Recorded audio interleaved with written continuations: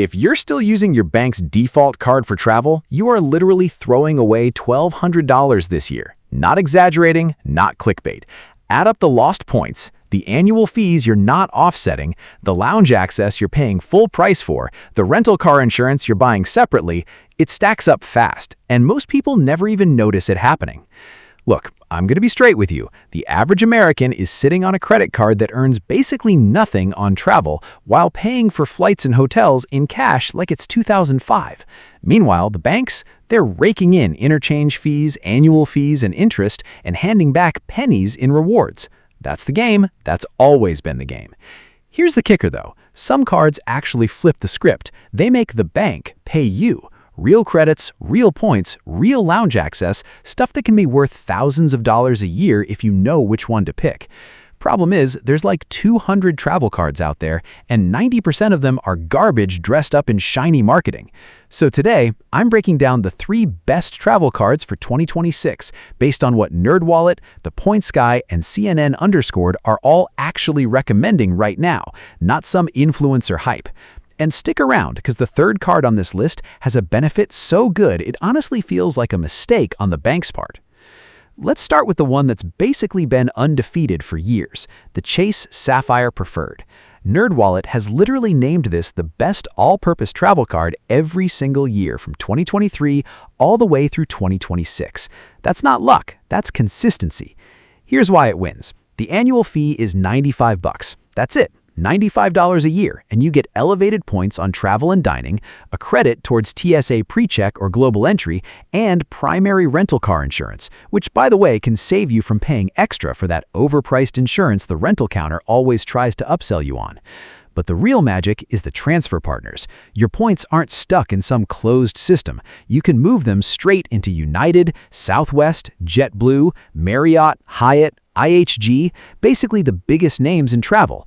That flexibility is why frequent flyers and casual vacationers both end up loving this card. You're not locked into one airline's rules or one hotel chain's blackout dates. Now, here's the thing. This card is awesome for people just getting into the points game or people who don't want to deal with a crazy high annual fee. But if you travel a lot, like a lot, there's a bigger fish, and that's where it gets interesting. Enter the Capital One Venture X. This is where people start realizing travel cards aren't just about racking up points, they're about getting paid to exist in your wallet. The annual fee looks scary at first, $395, but stay with me. You get a $300 annual credit toward travel booked through Capital One automatically. Plus, every single year on your anniversary account, you get a bonus worth at least $100 in miles.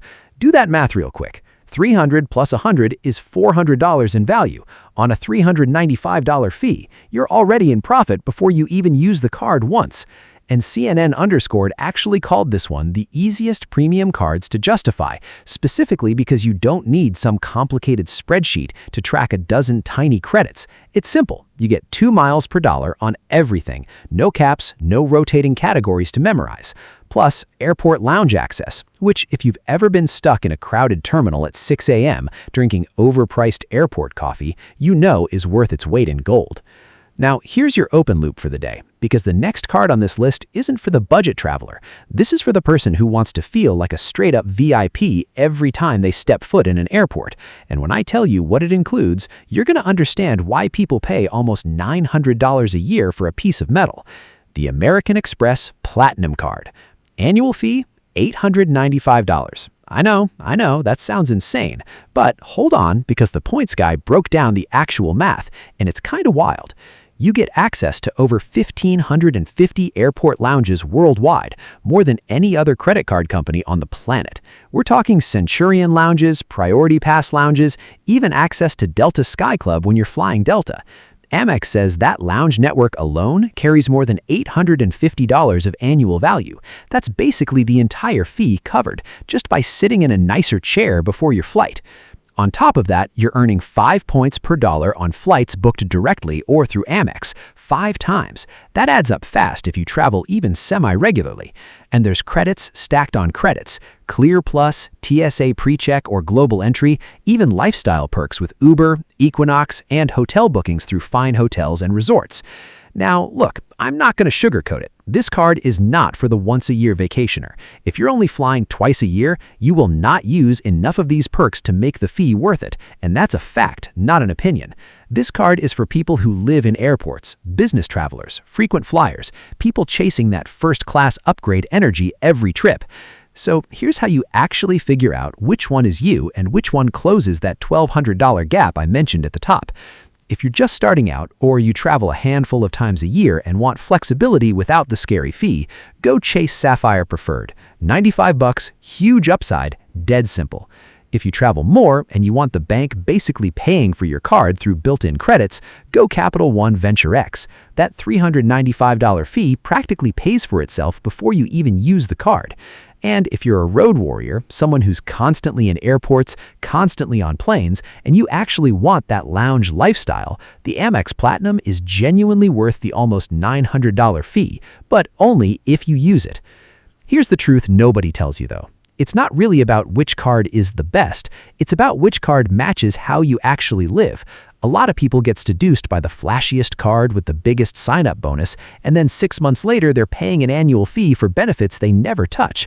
That's the real trap. That's how the banks actually win, not by tricking you into a bad card, but by tricking you into the wrong card for you. At the end of the day, the goal isn't to collect the shiniest piece of metal in your wallet. It's to make your money work while you're out there living your life. Pick the card that fits your actual travel habits, not the one that looks cool on Instagram. Drop a comment below and tell me which card you're going with, or if you're already carrying one of these three. If this video saved you from making an expensive mistake, make sure to hit that like button. It really helps the algorithm show this to more travelers. Subscribe to the channel and turn on notifications so you don't miss the next breakdown. And if you have a friend who's still using a basic debit card for their trips, share this with them right now. Next time, I'm breaking down the biggest travel card mistakes people make in their first year. And trust me, mistake number 2 is one almost everybody makes. Thanks for watching, and I'll see you in the next one.